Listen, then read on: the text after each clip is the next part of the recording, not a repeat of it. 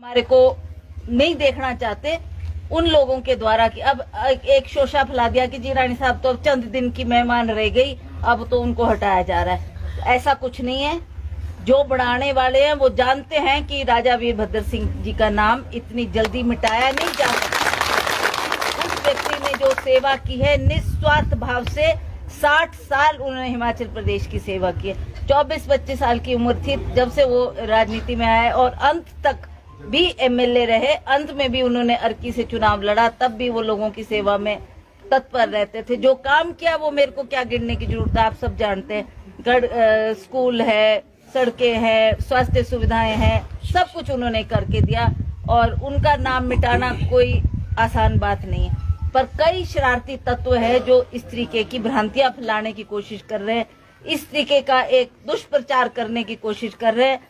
पर मैंने कहा एक ईश्वर भी ऊपर देख रहा है हमारे को कि हम किस सच्चाई के रास्ते पे चले हैं, हमने कैसे लोगों की सेवा की है। और आजकल तो इतना मुश्किल नहीं है। उन्होंने तो तब आनी क्षेत्र का दौरा किया जब सड़कें नहीं थी। एक जीप हुआ करती थी जिसमें राज साहब दौरा करते थे और हमारे यहाँ के विधायक थे ईश्वर दास जी।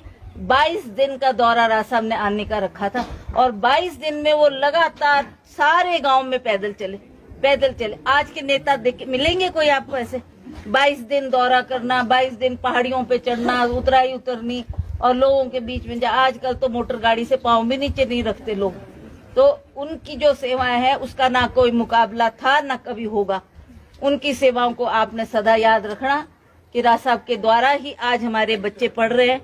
आज आपको 10+2 स्कूल है, कॉलेज है, आपको आने जाने की सुविधा है, आपको बसें हैं, ट्रांसपोर्ट है, वो सब उनका किया हुआ है, सब उनका किया हुआ है। तो उस बात को हम नहीं भुला सकते। मेरा आपसे हाथ जोड़ के निवेदन है कि आपने सदा जिस हम लोग पहाड़ी लोग काय के लिए जाने जाते हैं, सच्चाई और ईमानदारी के लिए, और सच्ची पक्की बात करते हैं। हम ऐसा किसी को ठगने की बात नहीं करते, हम झूठ फरेब की बात नहीं करते। हम लोग जो सच्चाई है वही आपके सामने रखते हैं। तो आज मैं ये बात इसलिए आपको कह रही हूँ कि आपको भी पता होना चाहिए कि हमारे विकास के पीछे किसका हाथ है। आज जहाँ भी आप चले जाओ, आपको पता पांगी भरमौर का है। कम से कम यहाँ से ज्यादा नहीं तो 12-14 घंटे तो चंबा को ही लगते हैं। फिर वहां से भी आगे भरमौर, वहां से भी आगे पांगी, मतलब 2 दिन लगते हैं वहां सफर करने के, मतलब पहुंचने के लिए। वहां के लोगों के बीच में भी जाओ तो लोग बोलते हैं कि जी बच्चे हमारे आज स्कूल में पढ़ रहे हैं घर की रोटी खाकर, मतलब घर से ही उनको स्कूल अवेलेबल है। 10+2 स्कूल जिसमें लड़कियां भी पढ़ रही है, लड़के भी पढ़ रहे हैं, उनकी बदौलत आज आप देखो 10+2 स्कूल तो है ही है, पर कॉलेजेस का भी राज साहब ने प्रावधान करके दिया। कितने कॉलेजेस आपके क्षेत्र में भी बने।